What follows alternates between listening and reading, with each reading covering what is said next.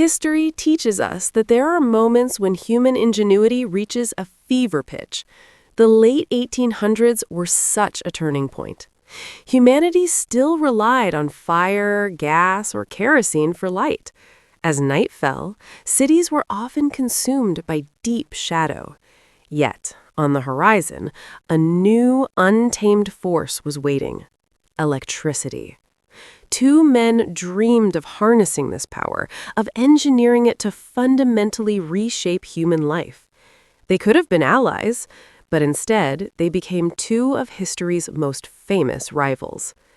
They were Thomas Alva Edison, the Wizard of Menlo Park, whose name became synonymous with American invention, and Nikola Tesla, the Serbian-born visionary whose foresight was so vast that his own time often failed to grasp it. The collision between them was not merely a personal vendetta, it was a scientific, commercial, and philosophical battle known as the War of Currents. This conflict would decide how the modern world would be powered and how it would be lit. The electricity flowing into your home today is the ultimate prize won in their epic struggle. Our journey begins in Menlo Park, New Jersey. This was Edison's invention factory, where he successfully turned the title of inventor into a highly lucrative profession. Born in 1847, Thomas Alva Edison's success was driven by relentless hard work, shrewd business acumen, and a deep understanding of commercial potential. He often preferred to call himself a practical inventor. His greatest strength was his ability to perceive a public need and then swiftly commercialize a functional solution. Edison's early triumphs were in improving the telegraph and the telephone, but his gaze was fixed on a larger prize. By 1878, the world desperately needed an effective, safe, and cost-efficient alternative to gas lighting. Edison accepted the challenge. After years of tireless effort and thousands of failed experiments, famously stating, "I have not failed, I've just found 10,000 ways that won't work," Edison finally achieved his breakthrough on October 21st, 1879, the long-lasting, practical filament light bulb. This bulb was the centerpiece of his entire direct current, or DC, system. Edison didn't just invent the bulb, he engineered an entire ecosystem for electricity generation, distribution, and metering. His genius lay in selling not a product, but a complete infrastructure. In 1882, Edison established the world's first commercial electric power station on Pearl Street in New York City. It was a historic moment. This station supplied DC power, but only to a small number of customers within close proximity. Edison was successful, yet his system harbored a major flaw. Edison's direct current, or DC, was electricity flowing in only one direction. The system was relatively simple and ideal for battery storage. However, its crucial limitation was the inability to easily change the voltage. To transmit power over long distances, high voltage is necessary to minimize energy loss. Since DC voltage couldn't be easily stepped up, vast amounts of energy were wasted as heat in the wires. Consequently, Edison's power stations could only supply electricity within a radius of a few square miles. To light up a major city, a power station was required every few city blocks, a massively expensive and inherently inefficient arrangement. Edison was a pioneer, but his system was not a sustainable blueprint for global electrification. History was waiting for a man who could solve this seemingly insurmountable problem. While Edison reigned supreme, a young man born in what is now Croatia, then part of the Austrian Empire, was dreaming up his own revolution. This was Nikola Tesla, born in 1856. From childhood, Tesla was an intellectual prodigy. He possessed a near-photographic memory and could perform complex engineering calculations entirely in his head, often visualizing entire machines before they were ever built. Thomas Edison was the engineer-businessman. Nikola Tesla was the scientist-artist. Tesla's grand vision centered on creating an electrical system that bypassed DC's crippling limitations. During his studies in Europe, he developed the foundational concept for alternating current, or AC.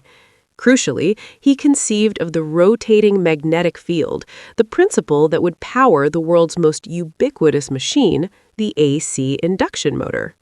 In 1884, with a complete design for the polyphase AC system and motor fixed in his mind, Tesla packed his bags and sailed to New York to pursue the American dream. He carried a letter of introduction from an Edison associate, recommending him personally to the famous inventor. "I know two great men, and you are one of them. The other is this young man." The destinies of Edison and Tesla finally intersected. But this meeting would not breed partnership.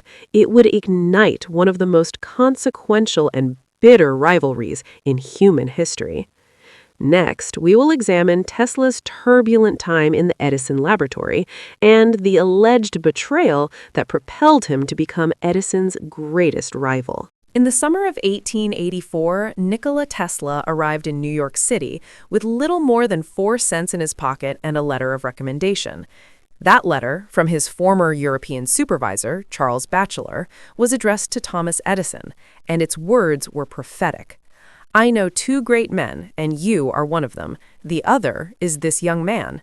Edison was at the peak of his DC empire, basking in the glow of his Pearl Street station.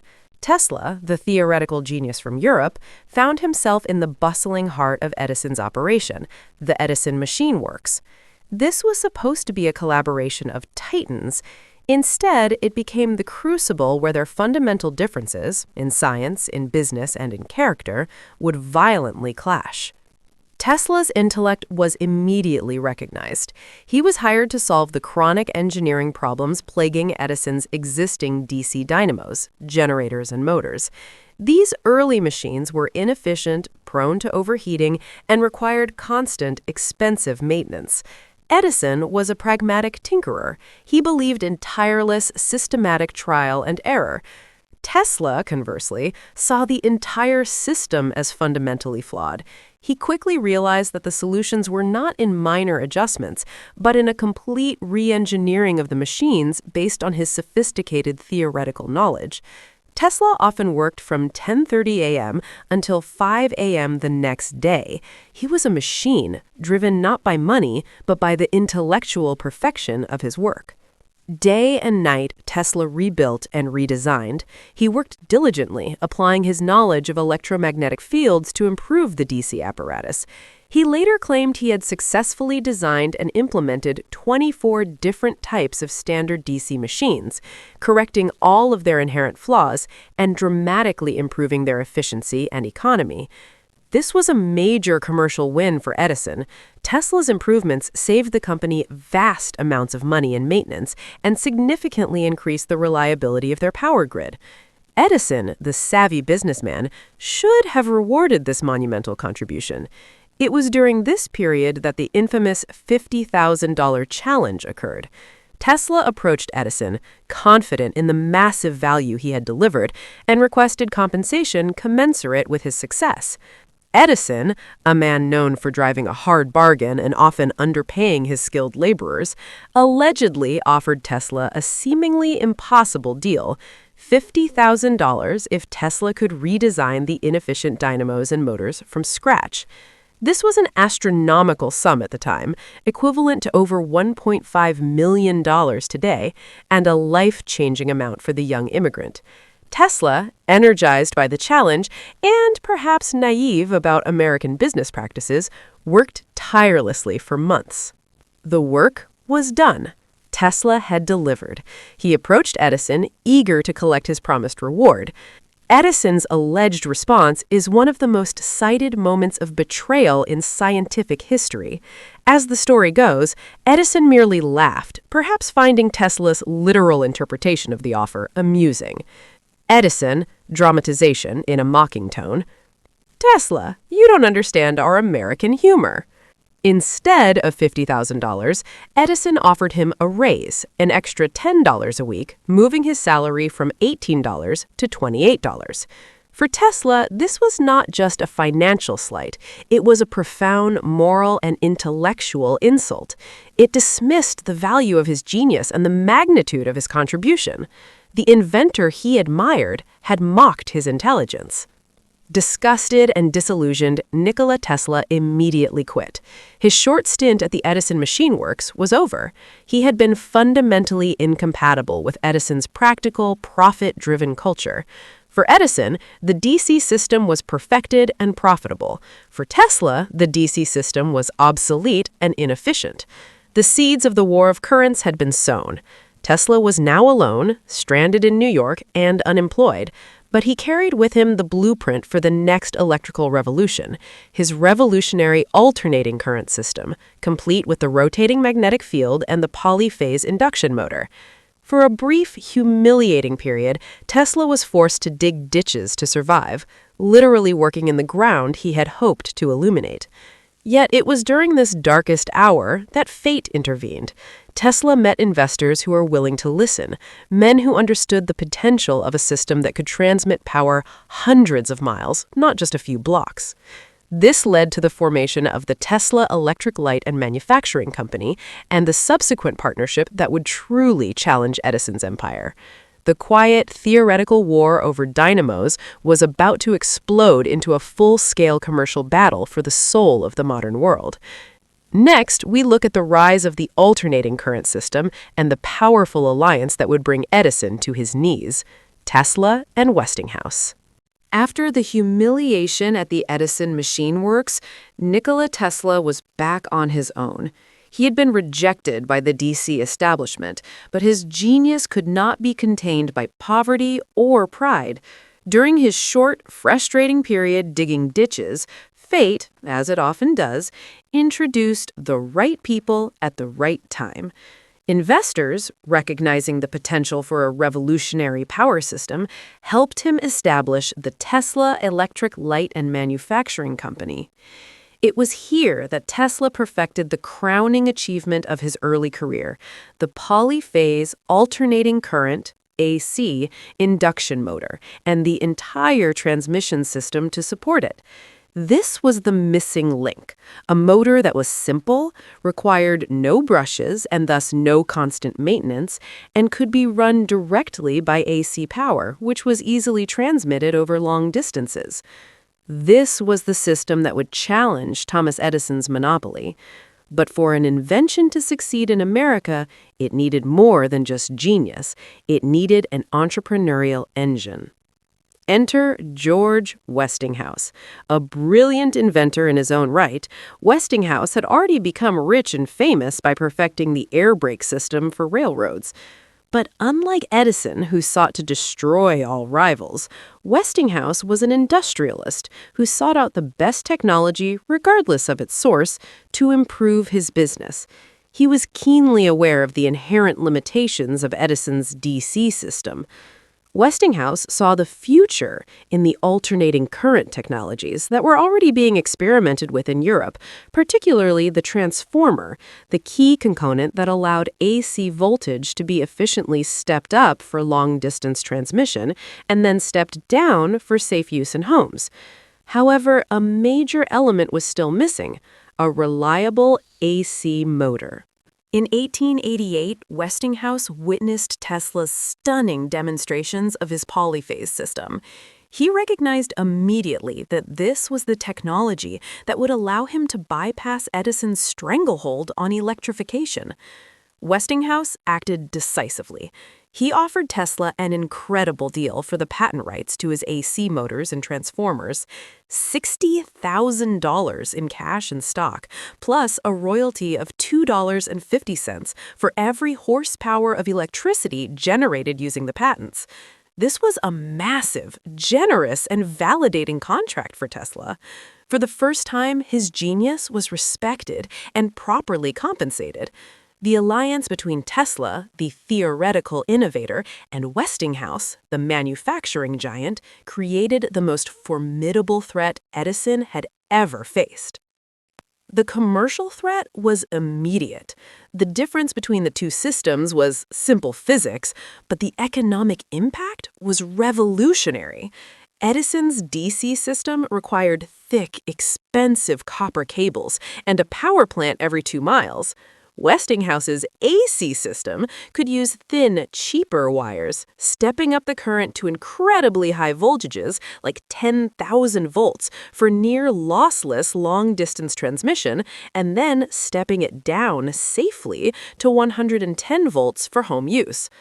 Westinghouse began aggressively undercutting Edison's prices, offering cities and towns electricity that could cover vast areas far more cheaply than the DC system ever could.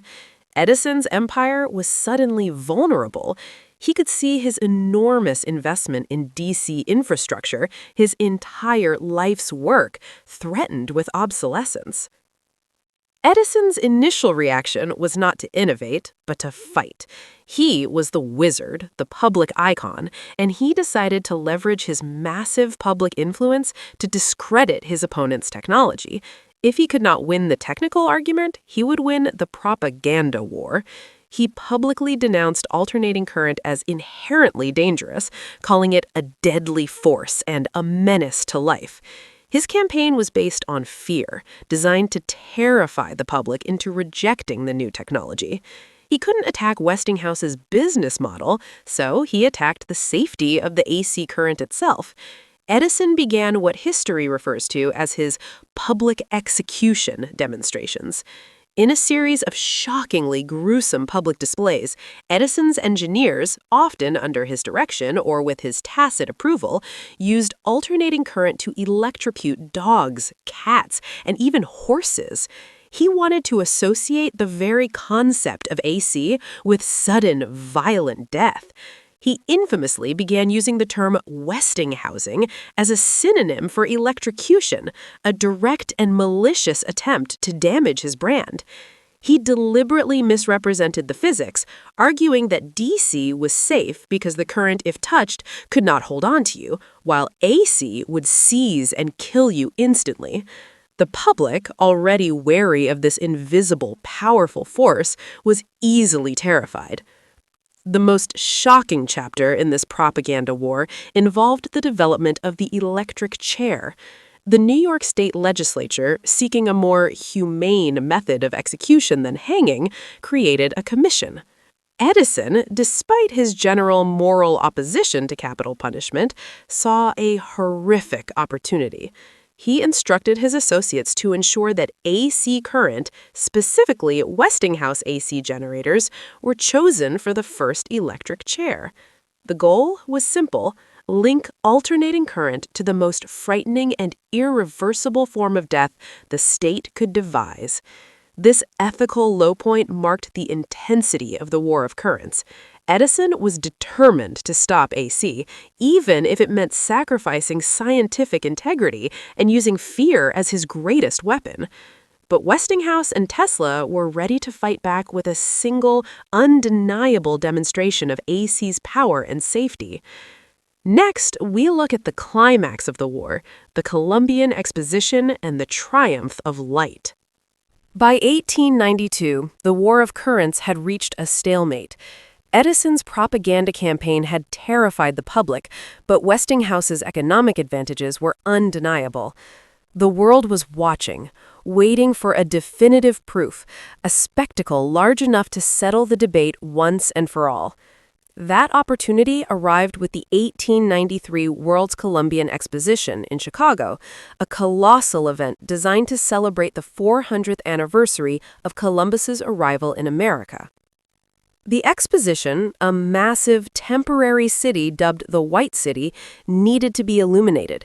This was the ultimate contract, a chance for either DC or AC to prove its supremacy on the grandest stage imaginable. Edison's company, now known as General Electric, or GE after a merger, bid an exorbitant $1.8 million to light the fair using their DC system. The cost was prohibitive, mainly due to the immense infrastructure required to power such a massive area with short-range DC current. Westinghouse Electric stepped in with a counterbid, a mere $399,000, using Tesla's alternating current, or AC system. Westinghouse could afford to bid so low because his AC system required far fewer power stations and thinner, cheaper copper wiring. The financial logic was inescapable.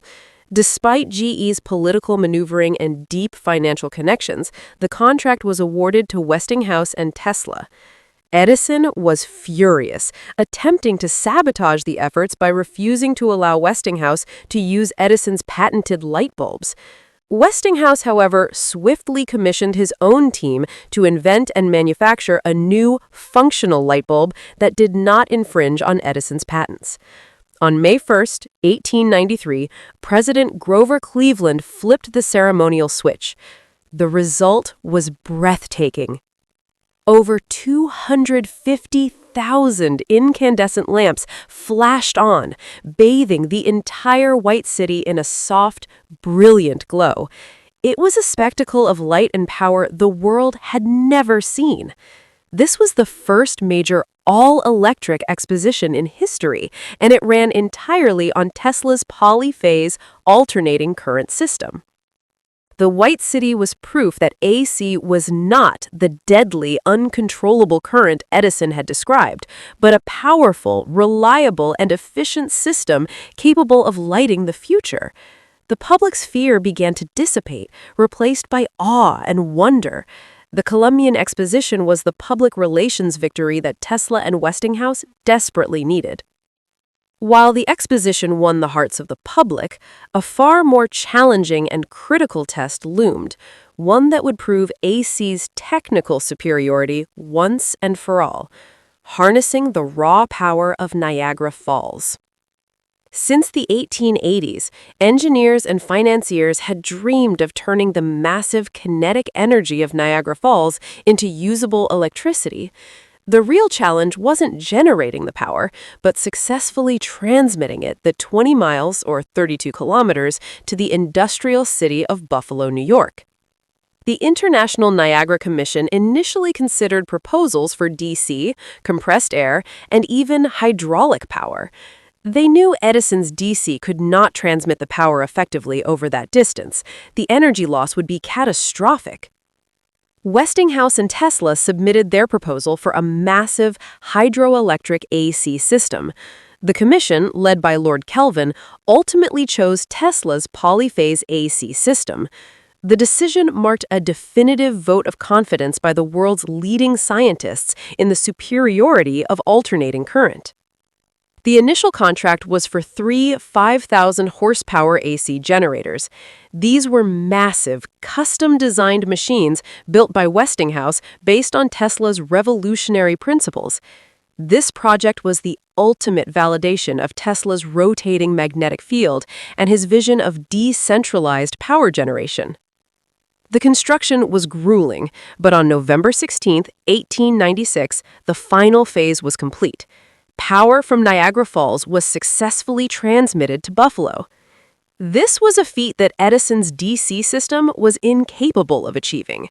The ability to efficiently transmit vast amounts of power over long distances transformed Niagara Falls into a global symbol of industrial might and proved beyond a shadow of a doubt that AC was the technology of the future. The age of the localized, inefficient DC power plant was officially over. The war of currents had reached its technical conclusion. Edison's company, realizing they could no longer cling to obsolete DC technology, was forced to adapt. General Electric began quietly manufacturing AC equipment, effectively conceding the technical victory to Westinghouse and Tesla. The battle had been won, not by propaganda or commercial muscle, but by physics and efficiency. Nikola Tesla's dreams, once dismissed by his former employer, were now the engine of global industrialization. This triumph was monumental, yet for Tesla it was only the beginning. With the world electrified, his mind immediately turned to the next, even more radical dream: wireless power. Next, we look at Tesla's peak years, his grand vision for wireless energy, and the surprising role of financier J.P. Morgan. The 1890s belonged to alternating current. Following the triumphs at the Columbian Exposition and Niagara Falls, Nikola Tesla should have been the world's most celebrated and wealthiest engineer. He was a millionaire, a celebrity in New York society, and his AC system was electrifying the planet. Yet, for Tesla, the war of currents was a small, practical battle. His mind was already focused on a far greater prize: global wireless energy transmission. Tesla viewed wires as a wasteful, ugly, and inefficient necessity. He envisioned a world where electricity, information, and communication could be broadcast through the Earth and the atmosphere itself, reaching every corner of the globe freely. This was the pinnacle of his visionary thinking, a concept that eclipsed even the AC motor. To test his radical ideas, Tesla moved to Colorado Springs in 1899. There, in a vast remote laboratory, he conducted experiments on an unprecedented scale. He built gigantic magnifying transmitters capable of generating millions of volts and massive bursts of artificial lightning. He was trying to prove that the Earth's own resonant frequency could be used as a gigantic conductor. In one famous experiment, Tesla powered 200 incandescent lamps placed 26 miles away without a single wire. He successfully detected natural radio waves from space and correctly predicted the need for an ionosphere to reflect radio signals. These experiments were years ahead of their time, but they required immense funding. Tesla returned to New York seeking the backing for his next, most audacious project. He needed the help of the most powerful man in American finance, John Pierpont Morgan. J.P. Morgan was the definition of Gilded Age power, a banker who controlled vast empires, including Edison's former company, General Electric. Tesla pitched Morgan on a revolutionary world system, a global communications network that would transmit stock market data, telephone conversations, and even images across the Atlantic without cables. Morgan, seeing the potential to dominate global communication and crush the burgeoning transatlantic cable monopolies, agreed to finance the venture. With Morgan's initial investment of $150,000, Tesla acquired land on Long Island and began constructing his central power and transmission station, Wardenclyffe. The centerpiece was a colossal wooden tower, 187 feet high, topped with a huge copper dome, a distinctive, almost alien structure designed to broadcast energy. Tesla's goal was twofold. First, to create the global communication system Morgan wanted, but second, and secretly, to provide free wireless electricity to the entire planet. He believed that by pumping enormous amounts of energy into the Earth, the planet itself would resonate and carry the power, which could then be tapped into by receivers anywhere. The problem was that Tesla's ambitions far outstripped his budget. Tesla was a pure scientist, notoriously poor at finance, and his lack of pragmatism began to alienate Morgan. The cost of the complex machinery, especially the massive generator required, quickly exceeded the initial investment. Morgan became increasingly nervous about the returns. The financial panic of 1901 tightened capital markets, and Morgan demanded to know how Tesla planned to monetize free energy. "Where are you going to put the meter, Mr. Tesla?" Tesla's insistence on a utopian vision of free power was his financial undoing. Morgan realized that a system that offered limitless, unmetered energy was a terrible business model. The moment he discovered Tesla's true intention, to give power away, Morgan cut off all funding. Wardenclyffe, incomplete, stood as a tragic monument to genius betrayed by commerce. The beautiful tower, destined to illuminate the world, became a silent skeleton. By 1906, the project was dormant. Tesla, crushed by the financial failure, began to spiral into debt and increasing professional isolation. As Tesla's dream of global wireless power crumbled, Edison continued to thrive. He pivoted General Electric to AC technology and focused on commercially viable, consumer-friendly innovations like motion pictures and improved storage batteries. The failure of Wardenclyffe was the turning point in Tesla's career. He had been technically correct. Wireless communication was indeed the future, as proven by Guglielmo Marconi, but he lacked the commercial shrewdness to navigate the financial world. He had won the war of currents, but in his pursuit of a greater dream, he lost the war of finance. The next decades would see Tesla drift further from public view, while his vast intellectual legacy was slowly forgotten. Next, we explore the final years of the two titans, the battle over the credit for radio, and the surprising way their legacies converged. With the failure of Wardenclyffe, the narrative of the two inventors diverged sharply. Thomas Edison settled comfortably into his role as the revered elder statesman of American innovation, focusing on commercially reliable products and securing his legacy. Nikola Tesla, on the other hand, was rapidly receding into obscurity, his brilliant mind working furiously, but often without the financial backing or practical support necessary to bring his late career inventions to fruition. This period saw Tesla's greatest intellectual credits being attributed elsewhere, beginning with a controversial invention that became fundamental to modern life: radio. While Tesla dreamed of global energy transmission, the Italian inventor Guglielmo Marconi focused on the more immediate, marketable application of wireless technology: communication. Marconi's early wireless telegraphy used simple, single-circuit transmitters. Tesla had demonstrated the superior principles of radio communication earlier, including his 1893 demonstration of wireless communication and his fundamental patents on radio frequency coils and transmission systems. However, Marconi, a savvy businessman with powerful European backing, rapidly commercialized his devices. In 1901, Marconi sent the first transatlantic wireless signal, instantly becoming a global icon. Crucially, the U.S. Patent Office initially granted Tesla patents for radio-related technology, but later reversed its decision, granting Marconi key patents, largely due to financial pressure and influential backing.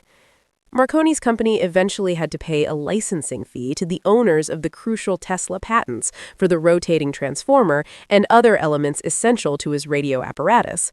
Yet, in the eyes of the public and in the history books for decades, Marconi was credited as the father of radio. Tesla was financially unable to sustain the massive legal fight. It was a staggering injustice that plagued him until his death. It would take decades, until 1943, months after Tesla's passing, for the U.S. Supreme Court to finally overturn Marconi's key patents, retroactively recognizing Tesla's pioneering work on the fundamental components of radio technology. Adding another layer of mystery to their rivalry was the question of the Nobel Prize. In 1915, rumors circulated globally that the Nobel Committee was considering awarding the Nobel Prize in Physics jointly to Thomas Edison and Nikola Tesla. For many, this seemed a fitting, if belated, recognition of the two figures who had electrified the world. However, the award ultimately went to Sir William Henry Bragg and William Lawrence Bragg for their work on X-rays. Why was the Edison-Tesla award scrapped? Historical accounts suggest various reasons. Some claim Tesla refused to share the honor with Edison, whom he personally disliked and considered a mere tinkerer. Others believe Edison, who had a fierce rivalry with the Nobel-awarded Marconi, refused to accept an award that would elevate Tesla's status. The truth remains clouded, but the consensus is that both men's stubborn personalities and deep-seated animosity ultimately prevented the highest scientific honor from being shared.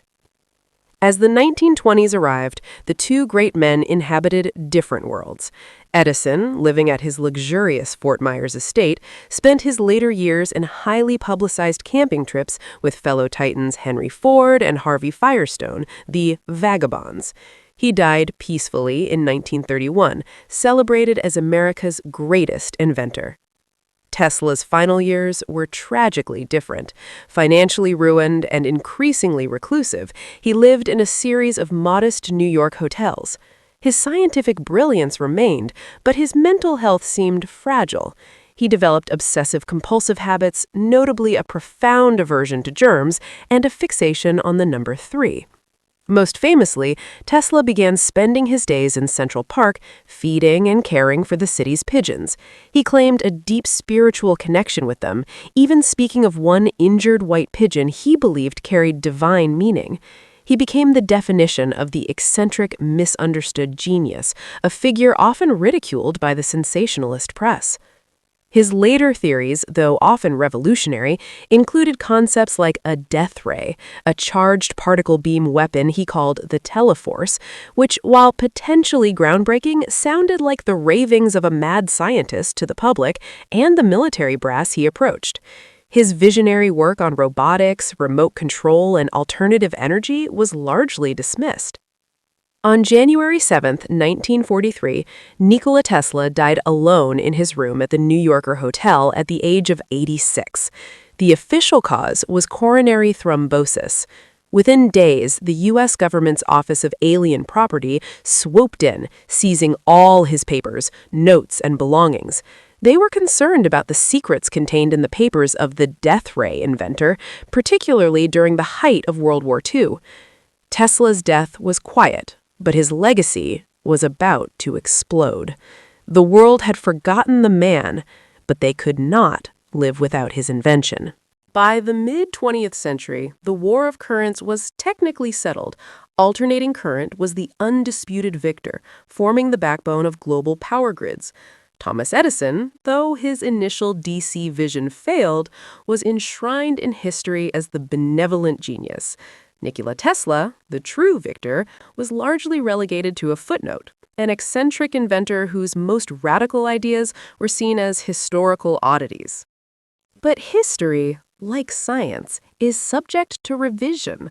The late 20th and early 21st centuries have seen a powerful and widespread rediscovery of Nikola Tesla, fueled by two major factors: the rise of digital technology and a massive cultural shift in how we view innovation.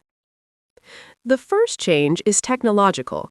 While AC reigns supreme in transmission, our modern lives are entirely dependent on direct current, DC, at the point of use. Every computer, every smartphone, every electric vehicle, every solar panel, they all run on DC power. This requires billions of devices globally, from phone chargers to laptop bricks, to convert the wall's AC back into DC. The complexity and inefficiency of this conversion highlight that neither inventor was entirely wrong. In fact, with the rise of renewable energy and large-scale battery storage, there is a small, quiet resurgence of DC power. Modern high-voltage DC, HVDC, is now used for extremely long-distance transmission, sometimes even more efficiently than AC, proving that the technology Edison pioneered has found a specialized, critical role in the 21st century. The second change is the final, undeniable vindication of Tesla's technical legacy. In 1943, the U.S. Supreme Court finally acknowledged Tesla's priority in the fundamental patents of radio, stripping Marconi of some of his most significant claims. Though too late for Tesla himself, the ruling provided the legal foundation for modern communication technology. Furthermore, in 1960, the scientific community officially recognized his contribution to electromagnetism by naming the standard unit of magnetic flux density after him, the Tesla, T. It is a profound and lasting honor, placing his name alongside scientific giants like Watt, Newton, and Faraday. But the most visible symbol of his modern recognition is found in the automotive industry. The choice to name the pioneering electric vehicle company Tesla was a direct nod to the inventor who created the AC induction motor, the very core technology powering those vehicles. Thomas Edison had also worked on early electric cars, partnering with Henry Ford, but his DC battery technology was cumbersome and short-ranged. Tesla's AC motor, with its efficiency, simplicity, and reliability, is the mechanism that finally made the electric car a commercial reality over a century after his initial designs. The commercial success of the brand has forever cemented the name Tesla in the global public consciousness as a symbol of futuristic, sustainable technology. The public's changing perception of the two men is also striking. For decades, Edison was celebrated for his work ethic and commercial success, the archetypal American Horatio Alger story of rags to riches. He became the symbol of innovation as a product. Tesla, initially viewed as a failed visionary, is now revered as the patron saint of disruptive technology. He represents innovation as a vision. In the age of tech startups and open-source information, Tesla's dedication to intellectual purity and his eventual goal of free energy resonate powerfully with a generation that often values ideals over pure profit. Perhaps the greatest symbol of his late career vindication is the fate of his most tragic failure, Wardenclyffe. After decades of neglect, the property was purchased through a massive global crowdfunding campaign fueled by fans and philanthropists and is now being converted into a science center and museum dedicated to Tesla's legacy. This collective effort is a clear acknowledgement that the public now sees the failed project not as a monument to madness, but as a monument to genius ahead of its time. The war of currents has no single winner. Edison created the modern model for the inventive business, democratizing the light bulb and building the first power grid. Tesla gave us the fundamental, efficient engine that made global electrification possible. Their rivalry was a clash of two necessary forces, pragmatism versus idealism. While Edison made the world functional, Tesla made it possible. The enduring lesson is that human progress requires both the tireless work of the practical implementer and the boundless imagination of the distant visionary. In our final part, we will explore the final verdict of the legacy of the War of Currents and reflect on what their story teaches us about invention, commerce, and the future. We have traced the paths of two titans, Thomas Edison, the pragmatic giant of industry, and Nikola Tesla, the visionary architect of the future. The War of Currents was not just a technical debate. It was fought in laboratories, on city streets, in courtrooms, and inside the public imagination itself. But more than a century later, what is the final verdict? Who truly won this historic battle? And more importantly, what enduring lessons does this rivalry offer to students, entrepreneurs, engineers, and thinkers today? The simplest and most honest answer is this: there was no single victor. The modern world is not built on Edison alone, nor on Tesla alone. It is a synthesis, an uneasy but powerful blend of idealism and practicality, vision and execution, imagination and commerce. From a technical standpoint, the verdict is clearer. Alternating current, Tesla's life's work, became the backbone of the modern electrical grid. Its ability to be transformed to high voltages and transmitted efficiently over long distances made it the only viable solution for electrifying entire nations. Today, electricity flows from massive hydroelectric dams, solar farms, and wind turbines across thousands of miles, crossing mountains, deserts, and oceans before reaching our homes. Every transformer along the way is a quiet confirmation of Tesla's foresight. Yet, history has delivered an ironic twist. Edison's direct current did not disappear. Instead, it evolved. High voltage direct current, or HVDC, is now used for extremely long distance transmission, especially under oceans or between continents where AC becomes inefficient. Modern batteries, solar panels, electric vehicles, and electronic devices all rely on DC power. The war did not end with a winner and a loser. It ended with a partnership. AC moves power across the world, DC stores it, stabilizes it, and makes modern electronics possible. Together, they formed the nervous system of modern civilization. Beyond technology, the rivalry reveals two radically different approaches to innovation. Edison believed in relentless experimentation. He surrounded himself with teams, built laboratories that functioned like factories, and improved ideas step by step until they worked in the real world. His famous belief that genius was 1% inspiration and 99% perspiration defined his method. He did not wait for perfection. He built, tested, failed, and refined. Tesla was the opposite. He worked alone, visualizing entire machines in his mind before touching a single tool. He sought perfect solutions, not incremental ones. His breakthroughs came from deep theoretical understanding and an almost mystical intuition about nature's laws. The lesson is not that one method is superior to the other. True progress requires both. Vision without execution remains a dream. Execution without vision leads only to small improvements. The world is changed when imagination and persistence meet. Perhaps the most sobering lesson of the War of Currents lies in business and commerce. Edison understood patents, branding, and public perception better than almost anyone of his era. He knew that an invention's success depended not only on how well it worked, but on how well it was sold to investors, to governments, and to the public. His manipulation of fear during the AC campaign was ethically questionable, but it was undeniably effective. Tesla, by contrast, struggled with money and markets. He believed ideas should serve humanity freely and underestimated the power of profit-driven systems.